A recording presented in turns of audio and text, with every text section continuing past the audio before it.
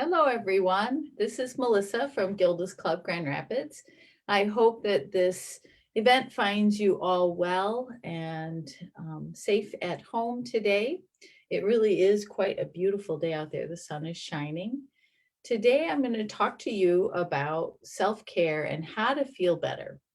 That during this time of COVID and stay-at-home order, it is easy to start to feel confined, depressed, stressed out, and hard sometimes to really figure out, how do I feel better? How can I really help myself?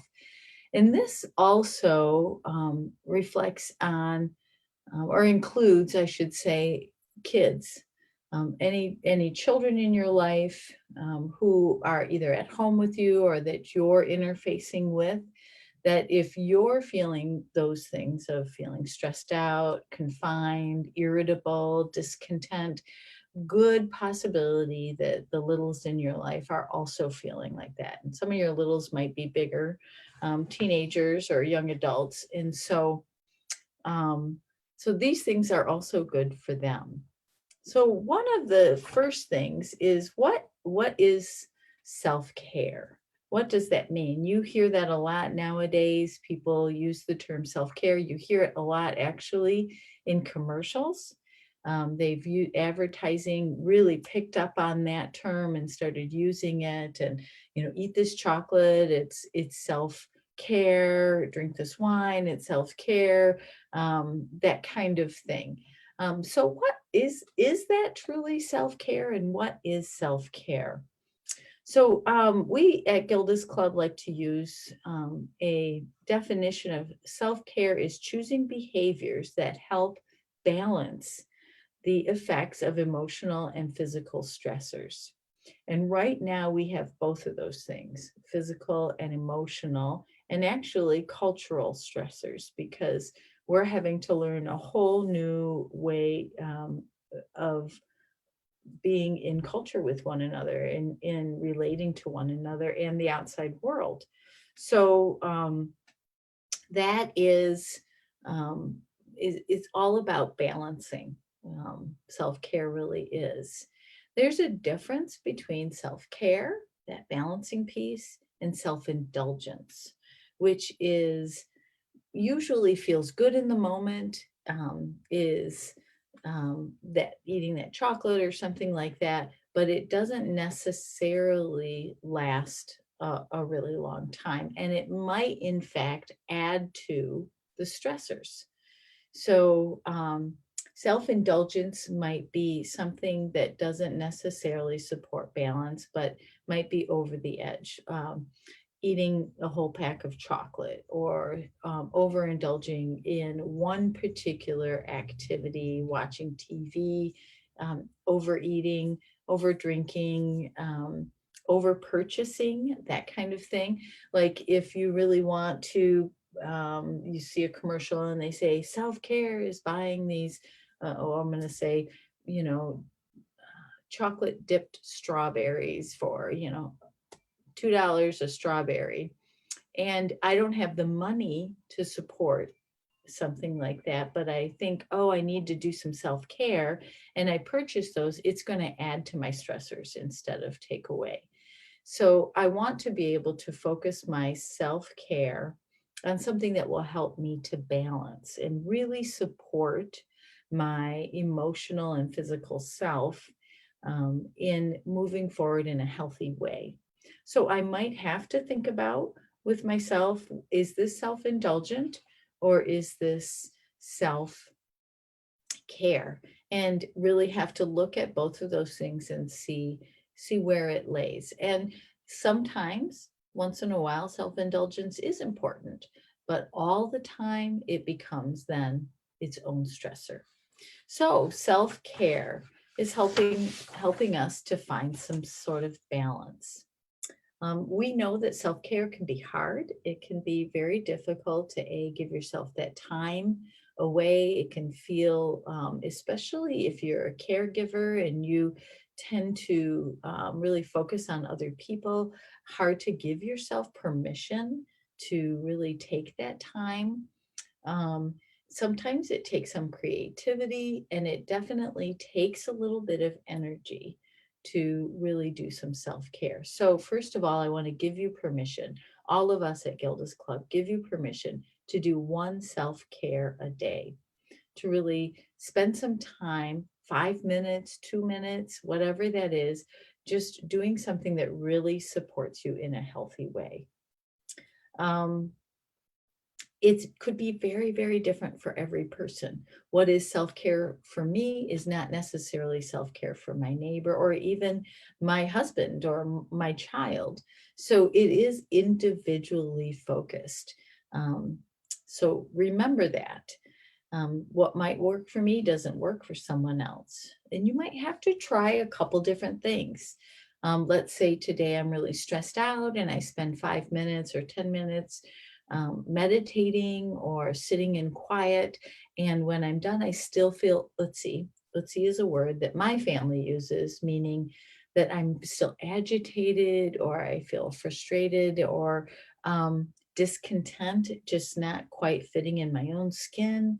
Um, so I've spent, 5, 10 minutes meditating. It's still not working. That I might then have to add something to that, maybe going for a walk or whatever, something else.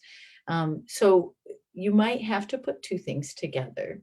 Or you also might have to think about that it might not work completely 100% right in the moment, but over the long term, that it will. So our suggestion is to try to do something every day. So I like to give the example of a pop. If I have a bottle of pop and it is completely full and the top is on it and I shake it, what is going to happen? It increases those bubbles, the agitation increases, and there's a good possibility it's going to explode and the pop is going to go everywhere. So that's what happens with us. I liken the pop inside and those bubbles to my stress level. If my stress level is completely full all the time, and then another stressor comes in and shakes things up, then I'm going to be overfull. I'm going to explode. It's going to just go everywhere. I might have some behavior that is not very helpful to my life. But if I continue to keep that level of pop or stress down so that it's about a half a bottle or less, then if something comes in and shakes that bottle, it does not explode and go everywhere. It might fizz up a little more, but it's not going to pressurize and be more than that container can handle. So I want to make sure that my physical container, my emotional container, does not get overloaded. So I want to do a practice of self-care once a day, keeping those levels of stress down so that if there is an extra stressor, like my child having a meltdown or something else, whatever it might be, that I'm in a place where I'm not overstressed already and then trying to deal with that, but that I'm in a place of lower stress so that I have the capacity to handle whatever is happening. So that practice every day, and that keeping your safety in mind, and those people around you, their safety in mind also. That sometimes when we're in a place of agitation and activation, and we really feel like we want to do something, that often an impulsive behavior or thought might come up. My suggestion is to take a minute to not necessarily act on those impulsive behaviors, to do that evaluation of, is this safe? Is this self-indulgence? Is this self-care? And give yourself a positive, healthy, supportive thing to do instead of, I don't know, going out and running a mile when you're not feeling or you're not physically in a place where you can handle that. So tapping that back a little bit, well, maybe I could go for a walk, that kind of thing. So, and what I'm going to talk about now is not an exhaustive list by any means. This is a list of a combination of what came out of my own head and what we offer at Gilda's Club as suggestions, but it certainly is not an exhaustive list. And I'm sure that all of you have some creative ways of coming up with self-care or doing things that I've never even thought of. So we would love to hear from you. You can just type that in on our Facebook comment area and share those things that you use to help yourself to feel better. Please do share those things. So the first thing I think about is focus. And often when we're at home or we're in close proximity with the same people day after day, and we don't get a real break from that, we tend to, and children actually tend to do this, really start to focus on the attitudes and behaviors of those people around them. And they start to think, oh, if those people just would behave, that I would feel better. So our suggestion is to take that focus off of the people and things around you and put the focus on yourself. And I like to imagine myself standing in a hula hoop and what is inside my hula hoop that I actually control. I can't control the behavior or the perspective or the attitude of other people, but I can control the behavior, the attitude, the perspective of myself. What is inside my hula hoop? I'm not going to get in there hula hoop. I'm going to stay in mine. So I can actually direct my focus. I can change the direction of my focus. I might look at something else. Maybe I happen to have a big window in my office here at home, and it's on the second floor. So I actually watch. We have this big bunny in our backyard, and she is just really cute. And yesterday I saw one of her babies. And so when I'm having a moment where I am feeling frustrated or I'm feeling overwhelmed or really stressed out, that I take a moment to watch her kind of cruise around in the backyard and sniff things and eat. And I notice what she's eating. And I just think about her.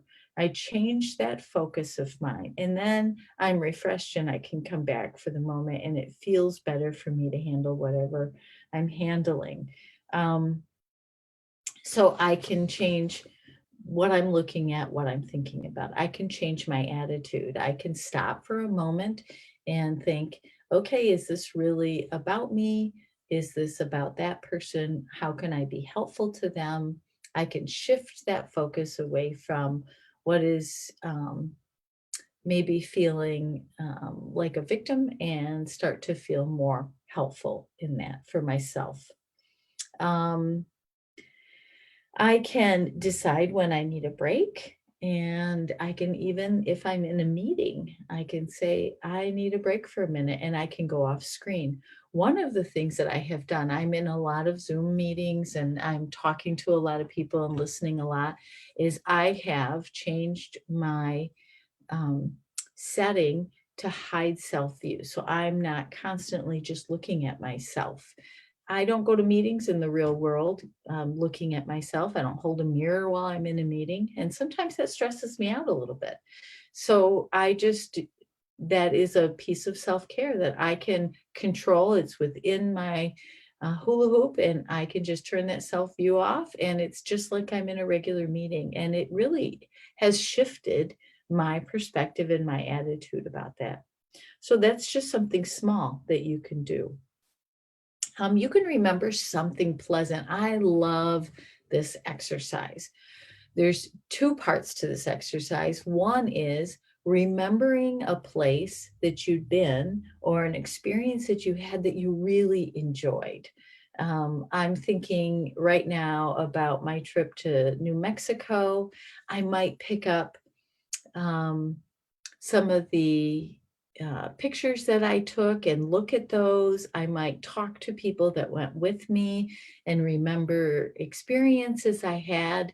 And my body will respond to that activity, just looking at the pictures, just thinking about it, talking about it, as I was actually there, and give myself a little vacation. And the more detail I can focus on, smells, So the five senses really: smells, sounds, sights, um, tastes, the meals I had, and textures, things I felt, what it felt like to be, in the desert or the sun on my face. The more of those details I can bring up, the more my body will respond like it actually has been on a vacation. So that's the first part of that. The second part is even planning vacations, planning things to do, planning excursions out, planning around all those five senses. What are we going to see? What do we want to see? What do we want to learn about? What do we want to hear? What do we want to eat when we're going? Um, that those are all, your body again has that sense of taking a little vacation and remembering or thinking about. So it lowers our anxiety, increases our immune system, lowers our blood pressure, gives our brain a little bit of a break so that we can feel better. Even trips that you might not take physically, there's this great website, or well, it's a national website, but the national parks, if you look that up, they have started listing virtual hikes that you can take and all the national parks. And so those sights and those sounds, you can do it right on your computer at home or on your phone, and it's like you're there. Your body responds to that. You do have to use a little bit of imagination, but it can give you a little break from this quarantine time. Um, Often we suggest with parents that, here we understand at Gilda's Club that adults, guardians, parents who are in charge of young children at home right now are now being asked to be their teacher, their disciplinarian, you're with them all the time, can get very stressful. I know that I spent some time homeschooling my son, and it was just a lot more work than what I had anticipated. So hats off to all those parents who do it full time, and all of you who are doing it right now. Sometimes it can really get in the way of our relationship with our young person. So we suggest that maybe you get out some pictures of trips you've taken together, experiences you've had, them as young children. Just set them out on the table. Maybe you look through them. We have often found that kids are attracted to pictures of themselves. It gives you an opportunity to remember those times that maybe weren't so stressful. Remember fun times together. It gives you an opportunity for discussion, an opportunity to really connect. And just keep them out so that you can really look at them and peruse them. And I know that I absolutely love looking at pictures of my children when they were younger and remembering their sweet little faces, especially when I'm mad at them, that it helps me to remember that I'm connected with them and that they are not, their total self is not just their behavior that they're presenting to me in this moment. And it gives me a little break from that. So that's a great way to just give yourself a little break. Distracting yourself, cleaning, talking with a friend, reading. This is a time where you could say, all right, I can spend an hour, on a show, watching something. So giving yourself permission, especially if you don't do those things, to do art, something like that, gardening, but just give yourself, distract yourself from whatever is in the moment. And this works really well with kids too, especially young ones, is if they're focused on this one particular thing, distracting them with something else really helps to shift their focus, shift their mind onto something that's more positive and healthy for them. Give yourself a break from the news. We suggest this all the time. There is a lot of news. There's a lot of things out there. There's a lot of talk about how many people have coronavirus, how many people have COVID-19. There's just a lot coming at us all the time. So I say, give yourself a vacation from news. Do a news fast. So this week, I'm not going to watch any national news. I'm going to give myself that time off. Or you could focus on positive news. There's John Krasinski is doing what's called Some Good News. And we do have I think a link to that. And we've already posted one of those early on our Facebook page. And it is just the best. I love watching it. He talks about how many people are getting better from COVID-19. He shows a lot of great videos. He threw a prom for the 2020 class. And so there's lots of really good information there, just really fun. So tuning into something that's fun, that's uplifting, that helps you to laugh and to see that there's not just the negative things happening in our world right now, but there are just a ton of really positive, beautiful happenings, experiences, events going on in our world. Move, get up and move. Just if you can't, necessarily, maybe you're not able to, walk a mile or get out, but you could stand up and just stretch your neck, stretch your arms, just move your arms, just 5 minutes a day, more than you did before, but allowing your body to move physically really helps to work that those stress hormones that are piling up in our bodies out. Helps us to feel better. That changes our perspective. This is very, very important also for children to get up and to move, to turn on the music, have a dance party at home, have dinner standing up, make only hors d'oeuvres for dinner, do something kind of fun and wacky that puts a little life back in. In my neighborhood particularly, we have had some times where at 5:30 p.m. We go out on our porches and we all just say hi to one another, and some people have tea or whatever with them. We also have a man who plays the bagpipes, and he walks up and down our streets playing the bagpipes, and so we all go out and enjoy that, and the kids dance, and it's just a lot of fun. And so getting up and moving and allowing ourselves some time off the couch, out of our beds, out of our bedrooms, whatever that is, to move. There are lots of great exercise videos that are online also. I particularly use one. I know another staff member who suggested it for me at Gilda's Club, but it's called Do Yoga With Me. And they have all kinds of free things on there. And you can pick your time. It could even just be 5 minutes of yoga. And they have yoga for kids and yoga for beginners. And so just a time to allow yourself to move. And then in addition to that is that you can change your actual view.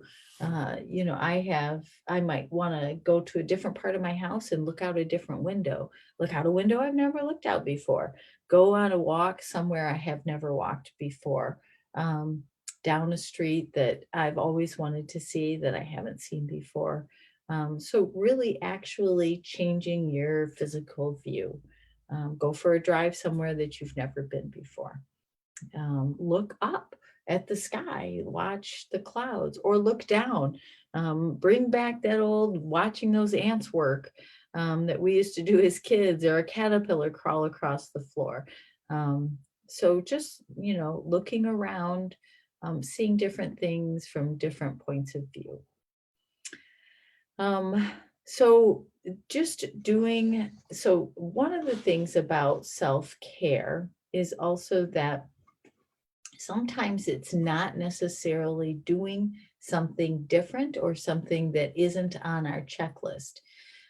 Sometimes doing those things that we need to do are really helpful to us. Making a list of, I need to pay this bill, I need to clean that, I need to do this, whatever it is that we're thinking about, and it's pressing on our brain and it's stressing us out a little bit, that we keep thinking, oh, well, I need to do some self-care instead of doing that. And we're procrastinating or putting those things off.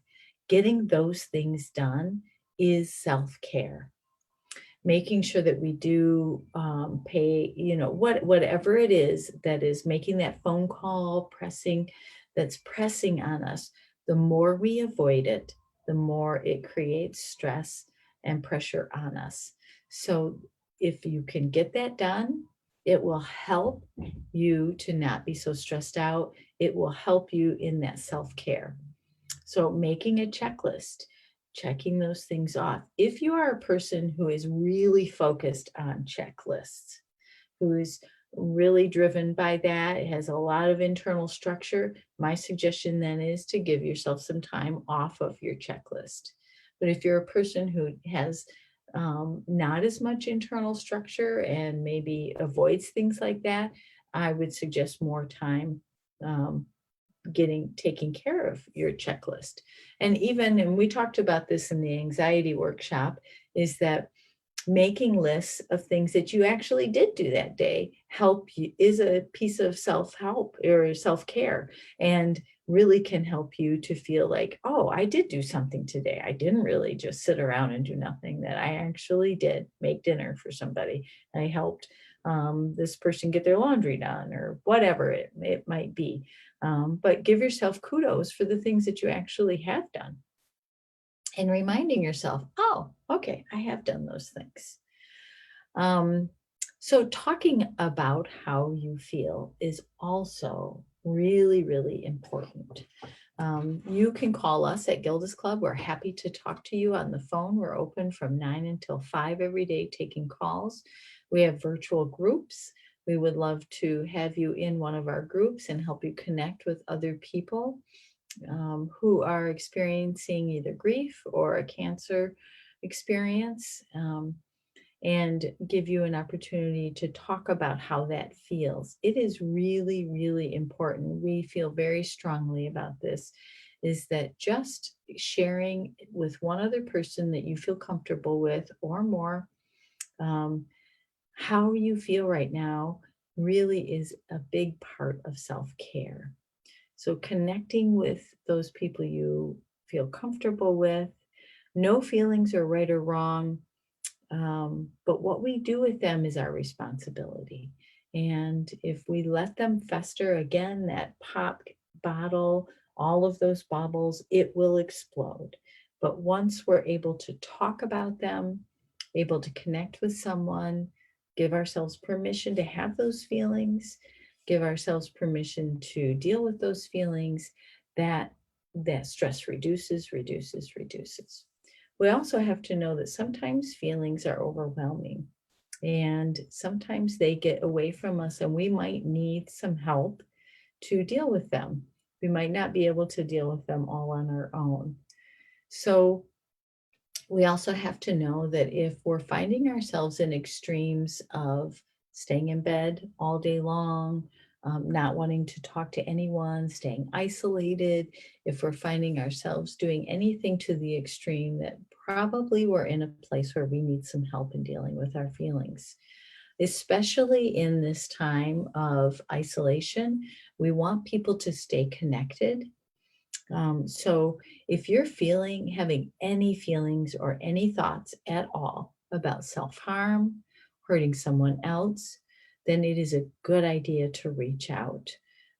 If you know someone who is having those feelings, it is a good idea to get help for them. So we're going to post the Network 180 24 hours a day suicide hotline for you. We're also going to post the National Suicide Prevention Hotline. That is also a 24-hour hotline. We encourage you, even if you're not sure, if you think maybe you're having those thoughts, but you're not quite sure, you're feeling on the edge, give them a call. Give us a call. We're not open 24 hours, and we are not a suicide hotline, but we can help you to get there. We can help you find those numbers. But we will post those, and you can call them 24 hours a day. They have someone available. This time is very stressful on us. I love what Leanna said in our anxiety workshop, that we're used to a sprained ankle level of stress. We're at a current broken leg level of stress. And at Gilda's Club, we have talked within the staff that we are really starting to feel what I'm calling COVID, um, or stay at home fatigue. That at first this was all new and there was a little energy to it, but now it is just getting redundant, it is getting more difficult. It is a little bit anxiety provoking to even think about how we're going to go back to our lives. What is that going to look like? Um, so I really, really encourage all of you to talk to someone, to express how you're feeling, to reach out, to connect, to make a call to these hotlines if you feel like you really need to talk with someone. If you feel like you are in danger in the current moment and you need help right away, our suggestion is to call 911 and to let them know that you're feeling that way. Be honest. It is okay. It is okay to ask for help. It is okay to receive help. It is really important. You are really important to us. So, all right. So I'm also going to say that the more you can take care of yourself, the more you can allow yourself to do some self-care, some good supportive, balancing behavior activities, the more those around you will respond in a positive way. You're being then a great example if you have little ones in your life or young adults or others in your life. You're being a great example for them. Um, and you'll be a better person to deal with the rest of whatever stress that you're dealing with also. I just want to read this um, quote that I found that I think is really cool. It's by Susan Weiss Berry. With every act of self-care, your authentic self gets stronger and the critical, fearful mind gets weaker. Every act of self-care is a powerful declaration that I am on my side. I am on my side each day. I am more and more on my own side. I hope this was helpful for you. If you have any questions or any thoughts, again, leave something in that comment area or give us a call at Gilda's Club. We would love to talk with you. Thank you so much for listening and participating, and we hope to see you at the clubhouse soon. Be well.